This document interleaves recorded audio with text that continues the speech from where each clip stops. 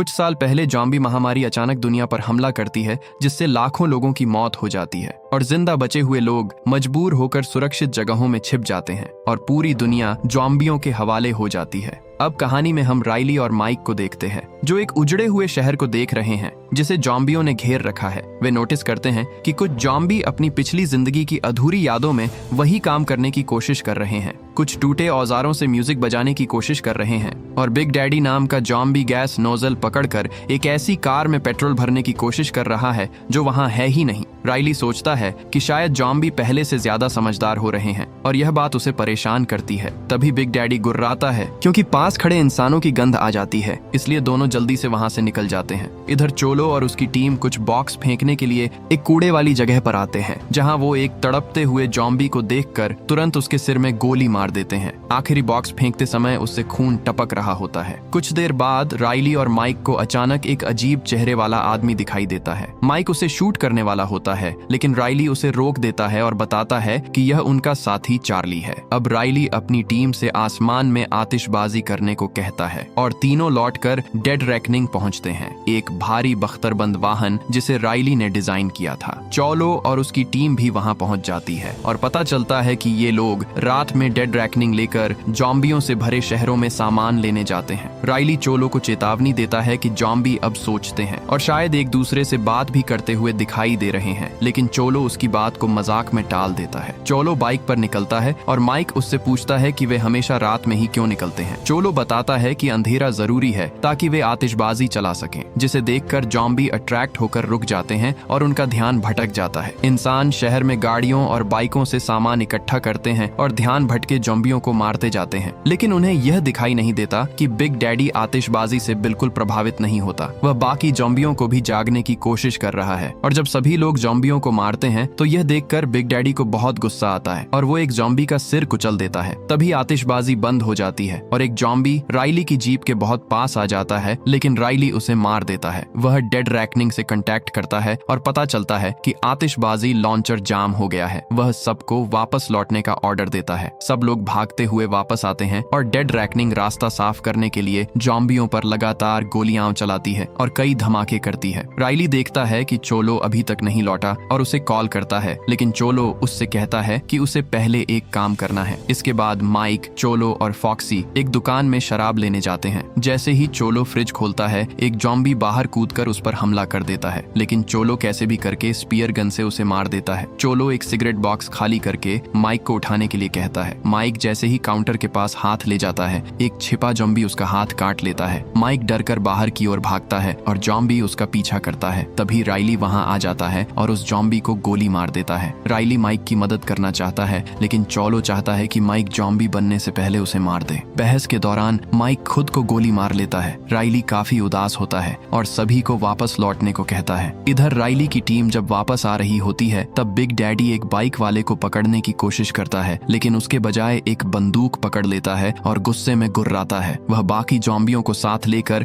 गाड़ियों के पीछे चल पड़ता है। कुछ देर बाद राइली और उसकी टीम उस बेस पर पहुंचते हैं जो इंसानों के बचे शहरों में से एक के बाहर है। यहाँ अमीर लोग फिडलर ग्रीन नाम की शानदार इमारत में रहते हैं और गरीब लोग स्लम में फंसे रहते हैं। शहर के चारों ओर पानी है और अंदर आने का एकमात्र रास्ता पुल है। सप्लाई देने के बाद राइली चोलो को ढूंढता है और माइक की मौत के लिए उसे जिम्मेदार ठहराता है। चोलो कहता है कि माइक खुद अपनी मर्जी से आया था क्योंकि चोलो फिडलर ग्रीन में रहने के लिए पैसे जोड़ रहा है। सुबह राइली और चार्ली स्लम में मुलिगन से मिलने जाते हैं, जो अमीरों के खिलाफ बगावत की कोशिश कर रहा है। मुलिगन उसे अपने ग्रुप में शामिल होने के लिए कहता है, लेकिन राइली उसकी सोच में दिलचस्पी नहीं रखता और बस उसके बेटे के लिए एंटीबायोटिक मेडिसिन देकर वहां से चला जाता है। फिर राइली अपनी नई खरीदी हुई कार देखने आता है, लेकिन वह चोरी हो चुकी होती है। जवाब ढूंढने के लिए वह चार्ली के साथ एक अंडरग्राउंड पार्टी में जाता है, जहाँ लोग जॉम्बियों को एंटरटेनमेंट के लिए इस्तेमाल करते हैं। किसी को जंजीर से बांधकर फोटो के लिए, किसी को लड़ाई के लिए। राइली छोटू से कार के बारे में पूछता है, लेकिन वह राइली को उसकी कार के बारे में कुछ भी नहीं बताता। तभी पिंजरे के अंदर, जिसमें 2 जॉम्बी होते हैं, उसमें एक लेडी को फेंक दिया जाता है जिसका नाम स्लैक होता है। स्लैक अपने आप को बचाने के लिए उन जॉम्बी से फाइट करती है। तभी राइली उधर आ जाता है और उन जॉम्बियों को मार देता है। गोलियों की आवाज से वहाँ के सभी लोग इधर उधर भागने लगते हैं। भगदड़ में छोटू राइली को गोली मारने की कोशिश करता है। तभी स्लैक राइली को धक्का दे दे देती है जिससे गोली उसके हाथ को लग जाती है। अब छोटू वहाँ से भागने की कोशिश करता है, तभी चार्ली उसे गोली मार देता है। पुलिस आकर वहाँ सबको गिरफ्तार कर लेती है। अब जेल में चार्ली स्लैक से पूछता है कि उन लोगों ने तुम्हें ज़ॉम्बी वाले पिंजरे में क्यों फेंका। तब स्लैक उसे बताती है कि फिडलर का नेता कॉफमैन उसे स्लम की मदद करने के कारण ज़ॉम्बी पिंजरे में फेंकवाता है। वह ट्रेनिंग लेकर सैनिक बनना चाहती थी, लेकिन महामारी के बाद उसे मजबूरन गलत काम करने पर लगा दिया गया। राइली कहता है कि उसे विद्रोह में दिलचस्पी नहीं है, वह कार लेकर शहर छोड़ना चाहता है। तभी मुलिगन को भी जेल लाया जाता है। दूसरी तरफ ज़ॉम्बी एक बोर्ड से रोके हुए रास्ते पर आते हैं। बिग डैडी कसाई ज़ॉम्बी को लकड़ियों में छेद करने को कहता है। वे देखते हैं कि कई ज़ॉम्बियों को उल्टा लटकाकर निशानेबाजी के लिए टांग दिया गया है, जिससे बिग डैडी और गुस्सा हो जाता है। इस बीच चोलो फिडलर ग्रीन में कॉफमैन से मिलने आता है और महंगे सामान देकर फिडलर ग्रीन में रहने की मांग करता है, लेकिन कॉफमैन कहता है कि उसकी तरह के लोग यहाँ नहीं रह सकते। चोलो गुस्से में बताता है कि वह पिछले 3 साल से कॉफमैन के राजनीतिक दुश्मनों को मार रहा था और उन्हीं की लाशों को वो बॉक्स में भरकर फेंका करते थे, लेकिन कॉफमैन उसकी कोई परवाह नहीं करता। अब जब चोलो वहाँ से जा रहा होता है तब कॉफमैन अपने गार्ड से कहता कि वो चोलो को मार दे, अब हमें उसकी कोई जरूरत नहीं। लेकिन चोलो गार्ड को बेहोश करके वहाँ से भाग जाता है। अब रात को चोलो डेड रैकनिंग चोरी करने के लिए बेस पर पहुँचता है। इसी समय 2 सैनिक एक फुलाए हुए टारगेट पर गोली चलाने का अभ्यास कर रहे होते हैं। अचानक लाइट चालू करने पर वे बिग डैडी को देखते हैं। कुछ ही क्षणों में चीखें गूंजती हैं और अलार्म बज जाता है। ज़ॉम्बी उस बाड़ को धकेल कर गिरा देते हैं जिसमें करंट नहीं होती। सैनिक गोली चलाते हैं लेकिन संख्या बहुत कम होती है। चोलो इस अफरा तफरी में डेड रैकनिंग चुरा लेता है। जैसे ही वाहन बेस से निकलता है, बिग डैडी गोलियां चलाता है जो डेड रैकनिंग पर असर नहीं करती और पास रखे गैस टैंक फट जाते हैं। सैनिकों के मरने के बाद ज़ॉम्बी फिडलर ग्रीन की रोशनी की ओर बढ़ने लगते हैं। चोलो कॉफमैन को कॉल करता है और कहता है कि डेड रैकनिंग उसके कब्जे में है। वह आधी रात तक $5 मिलियन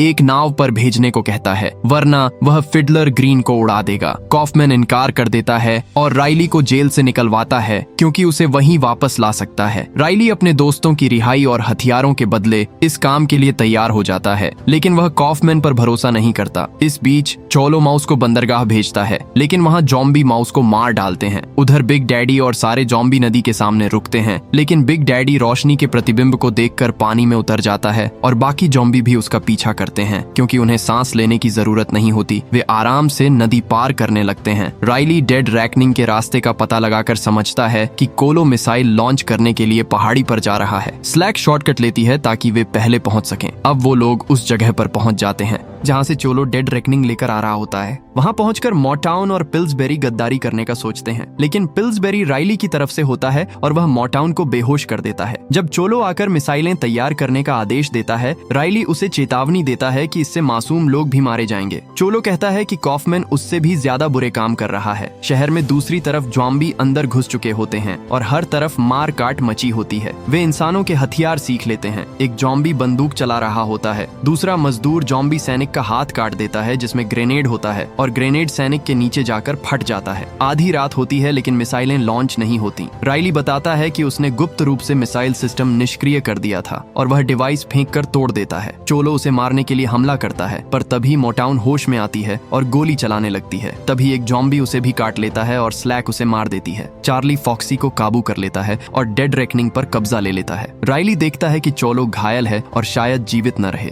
फिडलर ग्रीन में कॉफमैन अपने सेफ से पैसों के बंडल निकालता है और भागने की कोशिश करता है। इसी दौरान राइली उसे कॉल कर बताता है कि चोलो को रोक दिया गया है, लेकिन कॉफमैन को सड़कों पर हो रहे विस्फोटों से लगता है कि राइली झूठ बोल रहा है। राइली समझ जाता है कि शहर ज़ॉम्बियों के कब्जे में जा चुका है और वह वापस जाकर लोगों की मदद करने का फैसला करता है। चोलो कहता है कि उसने शायद आखिरी पड़ाव देख लिया है और वह एक आउटपोस्ट जाने की कोशिश करता है। फॉक्सी उसके साथ रुकता है, पर रास्ते में एक ज़ॉम्बी उसे काट लेता है। चोलो कहता है कि वह खुद अपना अंत चुनना चाहता है। फॉक्सी उसे बेस छोड़कर चला जाता है। शहर में ज़ॉम्बी हर जगह लोगों को मार रहे होते हैं और नए औजार व हथियार उठाकर और अधिक विनाश फैलाते हैं। राइली गार्ड्स को कॉल करता है कि बाड़ खाली करके लोगों को निकलने दें, लेकिन बिजली बंद करने वाला कोई जवाब नहीं देता। मुख्य पुल पर जाना बहुत खतरनाक है, इसलिए राइली एक पुराने ड्रॉ ब्रिज को नीचे करने का प्लान बनाता है। टीम वहां पहुंचती है। राइली लीवर खींच देता है और पुल धीरे धीरे नीचे आने लगता है। एक ज़ॉम्बी उस पर झपटता है। राइली उसे पुल के नीचे गिराता है और उसका सिर पुल के दबाव में कट कट जाता है। राइली वापस छत पर चढ़ता है और डेड रैकनिंग आगे बढ़ती है। शहर के लोग बाढ़ तक पहुंचते हैं, लेकिन बिजली चालू होने के कारण कोई बाहर नहीं निकल पाता। जॉम्बी उन्हें घेर लेते हैं। डेड रैकनिंग आती है और आतिशबाजी छोड़ती है। जॉम्बी कुछ पल रुकते हैं, लेकिन वे अब इतने समझदार हो चुके हैं कि वह ध्यान भटकाव 1 सेकंड ही चलता है। कॉफमैन और एनी भागते हुए बिग डैडी से टकरा जाते हैं। कॉफमैन गोली चलाता है, लेकिन कोई असर नहीं होता। वह भागकर एक गाड़ी में घुस जाता है। बिग डैडी गैस पंप उठाता है और कार के अंदर पेट्रोल भर देता है। गैस फैलने के बाद वह एक जलती हुई प्रोपेन टंकी लाता है और कार पर फेंक देता है। विस्फोट से कॉफमैन और चोलो दोनों मर जाते हैं, क्योंकि चोलो भी अब जॉम्बी बन चुका था। डेड रैकनिंग मुख्य गेट पर पहुंचती है, लेकिन बहुत देर हो चुकी होती है। अधिकतर लोग मारे जा चुके होते हैं। राइली चार्ली को मिसाइल चलाने का आदेश देता है और धमाके से सारी भीड़ के जॉम्बी खत्म हो जाते हैं। थोड़ी देर बाद कुछ बचे लोग छिपने की जगहों से बाहर आते हैं। मुलिगन राइली से पूछता है कि वह उनके साथ शहर छोड़ रहा है या नहीं, लेकिन राइली कहता है कि वह अपने दोस्तों के साथ कनाडा जाएगा। उसी समय एक छिपा हुआ जॉम्बी डेड रैकनिंग में घुस आता है, लेकिन पिल्सबेरी उसे मार देता है। पुल के पार बिग डैडी अपने जॉम्बियों को शांतिपूर्वक ले जा रहा होता है। प्रिटी बॉय उसे मारना चाहता है, लेकिन राइली कहता है कि वे सिर्फ अपना घर ढूंढ रहे हैं। फिर राइली और उसकी टीम कनाडा की ओर आतिशबाजियां छोड़ते हुए निकल पड़ती है और ये मूवी यहीं पर एंड हो जाती है।